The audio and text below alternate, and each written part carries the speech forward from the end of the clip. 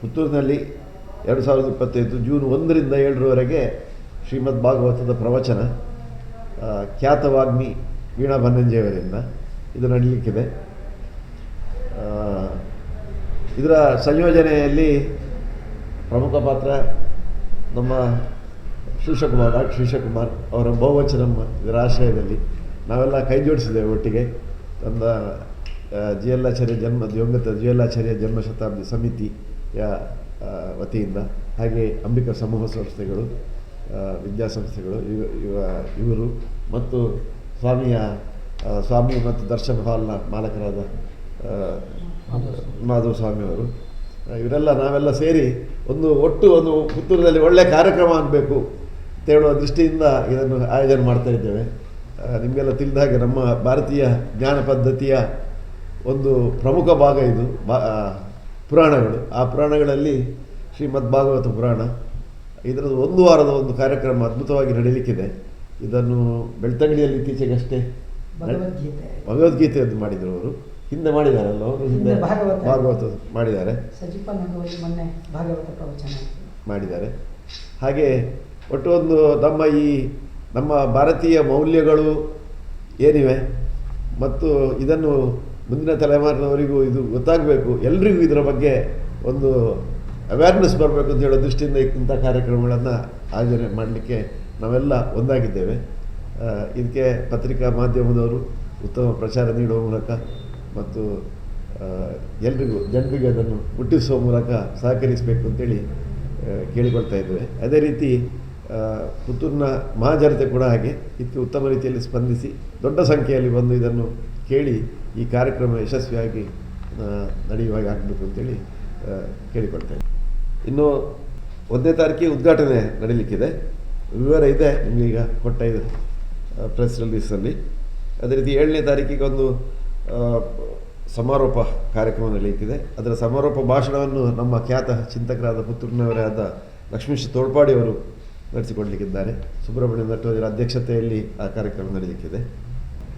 ನಮಗೆ ಪ್ರವಚನದಲ್ಲಿ ಒಂದು 400ರಿಂದ 500 ಆದರೂ ಭಾಗವಹಿಸಬೇಕಂದ್ರೆ ನಮ್ಮ ನಿರೀಕ್ಷೆ ಆಗ್ಬೋದು ಅಂತ ಕಾಣ್ತದೆ. ಯಾಕೆಂತೇಳಿದರೆ ಈ ಹಿಂದೆ ಶುರುವಿನ 1-2 ದಿವಸದಲ್ಲಿ ಅದ್ರ ಮುಂದೆ ಅದು ಪ್ರಚಾರ ಆಗ್ತದೆ, ಒಳ್ಳೆಯದಿದೆ ಅಂತ ಹೇಳುವ ಇದರಿಂದ ಮತ್ತೆ ದಿನಗಳಲ್ಲಿ ಹೆಚ್ಚಿನ ಜನ ಬರ್ತಾರೆ ಹೇಳೋ ನಿರೀಕ್ಷೆ. ಮತ್ತು ವೀಣಾ ಬನ್ನಂಜೆ ಅವರಿಗೆ ಅವ್ರದ್ದೇ ಆದಂತಹ ಅಭಿಮಾನಿ ಬಳಗ ಇದೆ.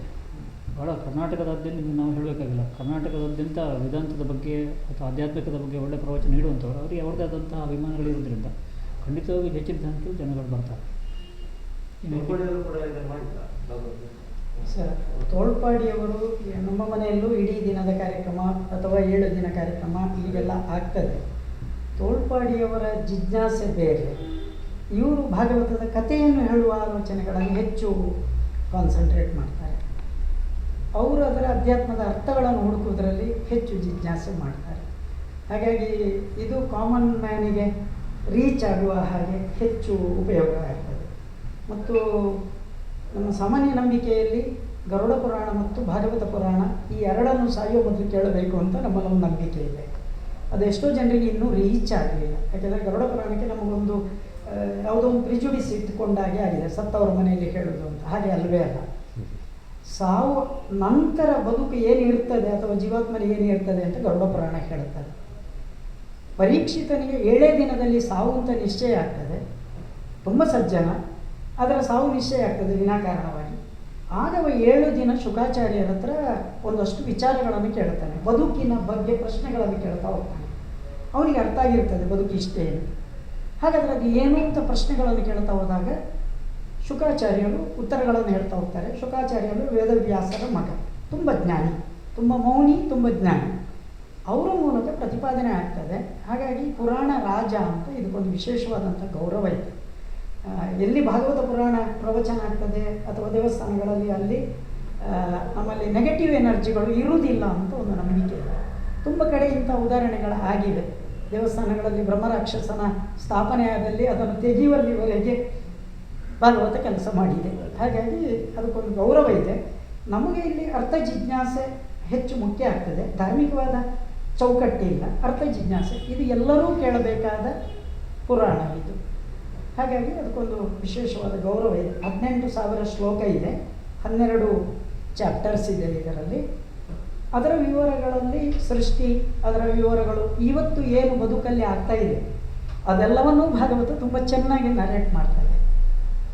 ಇವತ್ತಾಗ್ತಾ ಇರುವಂಥ ಗೊಂದಲಗಳಿಗೆಲ್ಲ ಎಷ್ಟೋ ಕಡೆ ನಮಗೆ ಪರಿಹಾರ ಸಿಗೋದು ಭಾಗವತ ಪುರಾಣದಲ್ಲಿ.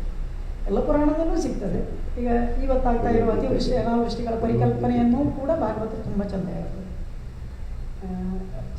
ಬದುಕಿನ ಭಾಗ ಅಥವಾ ನಮಗೆ ಆಂಬ್ರಿಯೋ ಪರಿಕಲ್ಪನೆ, ಅದು ಅಂಡಾಣು ವೀರ್ಯಾಣು, ಅದರೆಲ್ಲ ವಿಜ್ಞಾನದ ಇವತ್ತೇನು ಮಾತಿದೆ ಅದನ್ನು ವ್ಯಾಸರು 2,000 ವರ್ಷಗಳ ಹಿಂದೆ ಪ್ರತಿಪಾದನೆ ಮಾಡಿದ್ದಾರೆ. ತುಂಬ ಚಂದದ ಕೇಳಬೇಕಾದ ಭಾಗ ಇದು. 7 ಅಂದರೆ 6ರಿಂದ 8 ಗಂಟೆವರೆಗೆ 14 ಗಂಟೆ. ನಾವು ಒಟ್ಟು ಅದೊಂದು ಸುಮಾರು ಲೆಕ್ಕ ಹಾಕಿದರೆ 18 ಗಂಟೆ ಆಗ್ತದೆ. ಯಾಕೆಂದರೆ ಕೊನೆಗೆ ಅದು 3 ಗಂಟೆಗೆಲ್ಲ ಹೋಗ್ತಾರೆ. ನಾವು ಸಜಿಪ ನಡುವಲ್ಲಿ ಪ್ರಾರಂಭ ಮಾಡಿದಾಗ 7ವರೆಗೆ ಅವರು ಮುಗಿಸೋ ಪ್ರಯತ್ನ ಮಾಡ್ತಿದ್ರು. ಅಂದರೆ ಅಲ್ಲಿ ಪೂಜೆ ಇತ್ತು. ಕೊನೆಗೆ ಊರಿನವರು ಇಲ್ಲ ನಾವು ಪೂಜೆ ಆದ ಕೂಡಲೇ ಬಂದು ಕೂತ್ಕೊಳ್ತೇವೆ ಅಂತ ಶುರು ಮಾಡಿದ್ರು. ಹಾಗೆ 7:45ಕ್ಕೆ ಶುರು ಆದರೆ 8:30ವರೆಗೆ, 6ರಿಂದ 8:30 ಮಧ್ಯ ಅರ್ಧ ಗಂಟೆ ಬ್ರೇಕ್ ಇರ್ತಿತ್ತು. ನಮ್ಮ ಆಡಿಯನ್ಸಿನ ಆಸಕ್ತಿಯ ಮೇಲೆ ಅದು ನಡೀತದೆ. ಹಾಗೆಂತ ಇಷ್ಟವರೆಗೆ ಆದಲ್ಲಿ ಕೂಡ ಪಿನ್ ಡ್ರಾಪ್ ಸೈಲೆನ್ಸ್ ಇತ್ತು. ಯಾರೂ ಕೂಡ ಎಂಥ ಅನಿವಾರ್ಯತೆ ಇದ್ದರೂ ಮೊಬೈಲ್ ಯೂಸ್ ಮಾಡ್ತಿರಲಿಲ್ಲ. ತೀರಾ ಅನಿವಾರ್ಯತೆ ಇದ್ದರೆ ಹೊರಗೆ ಹೋಗಿ ಮತ್ತೆ ಬರ್ತಿದ್ರು, ವಾಶ್ರೂಮಿಗೆ ಹೋಗಿ ಬರ್ತಿದ್ರು ಅಂತ ಬಿಟ್ಟರೆ ಬೇರೆ ಇಲ್ಲ ಅಂತ. ಅಷ್ಟು ಅಟ್ರಾಕ್ಟಿವ್ ಆದಂಥ ಉಪನ್ಯಾಸಗಳು. ನಿಮಗೊಂದು ಗ್ಲಿಮ್ಸಸ್ ಅಂತ ಸಿಗ್ತದೆ ಸರ್. ಹೌದು, ಅದಷ್ಟು ಸಿಗ್ತದೆ. ಈಗ 10 ಅವತಾರಗಳು, 24 ಉಪ ಅವತಾರಗಳು ಅಂತ ಇವೆ.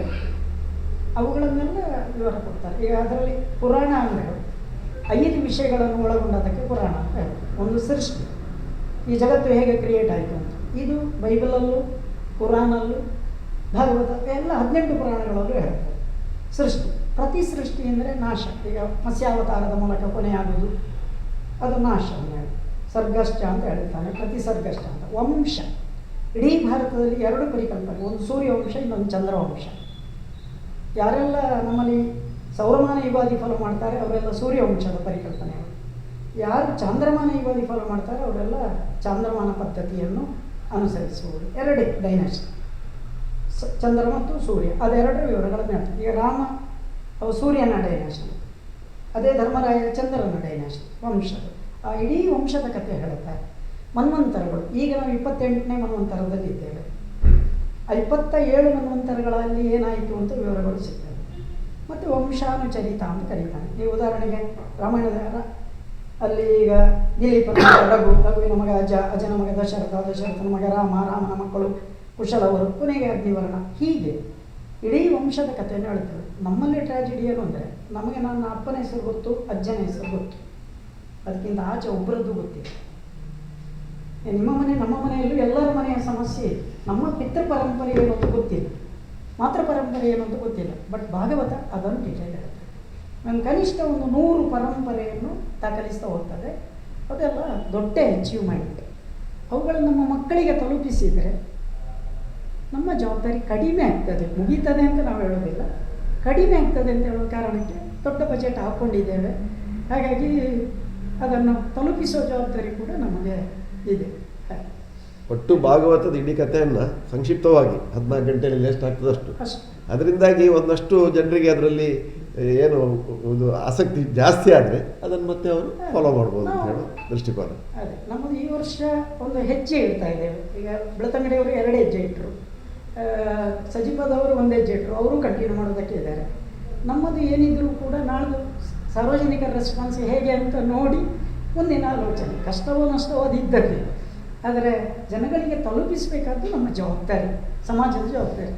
ಹಾಗಾಗಿ ನಾವು ಅದನ್ನು ನಿಮ್ಮ ಜವಾಬ್ದಾರಿ ಕೂಡ ಅಂತ ನಾವು ಪ್ರತಿಯೊಬ್ಬರದ್ದು ಕರ್ತವ್ಯ ಹೇಳ್ತಾ ಇದ್ದೇವೆ ಅಷ್ಟೇ. ಪ್ರತಿಯೊಬ್ಬರದ್ದು ಕರ್ತವ್ಯ ಇದೆ, ನಾವು ಈ ರೀತಿಯ ಕರ್ತವ್ಯವನ್ನು ಮಾಡ್ತಾ ಇದ್ದೇವೆ. ಮತ್ತು ಯಾವುದೇ ಜಾತಿ ಮತ ಧರ್ಮ ಪರಿಕಲ್ಪನೆಗಳಲ್ಲಿ ಇದು ಆಗ್ತಾ ಇದೆ. ಈಗ ಬೆಳತಂಗಡಿಯಲ್ಲಿ ನಮಗೆ ರೆಗ್ಯುಲರ್ ಆಗಿ ಒಂದು 10 ಜನ ಕ್ರಿಶ್ಚಿಯನ್ಸ್ ಬರ್ತಾಯಿದ್ರು. ಅವರ ಕೊನೆಯ ಡಿಸ್ಕಷನ್ ಚೆಂದ ಇತ್ತು. ಎಂಕಲೆಗಳ ಫಾದರ್ ಒಂದೇನೇ ಪನ್ಪನೆ ಅಂತ ಹೇಳುವಷ್ಟು ಪ್ರೀತಿಯಿಂದ ಅವರು ಮಾತನಾಡ್ತಾರೆ. ದಿವಸಕ್ಕೊಂದು ಒಬ್ಬರು ರೆಗ್ಯುಲರ್ ಬರ್ತಾಯಿದ್ರು, ಒಂದಷ್ಟು ಜನ ಬರ್ತಾಯಿದ್ರು. ಅವರೆಲ್ಲರೂ ಕೂಡ ಬೇರೆ ಬೇರೆ ಕಾರಣಕ್ಕಾಗಿ ಅಧ್ಯಾತ್ಮದ ದಾರಿ ಹಿಡಿದವರು. ಅವರಿಗೆ ಇದೆಲ್ಲ ಸುಲಭ ಆಗ್ತಿತ್ತು, ಅವರಿಗೊಂದು ದಾರಿ ಕಾಣಿಸ್ತಾ ಇತ್ತು ಅಷ್ಟೇ. ಸುದ್ದಿ ಚಾನಲ್ ಕ್ಷಣ ಕ್ಷಣದ ಸುದ್ದಿಗಾಗಿ. That's my gadget. Let's go have some fun then.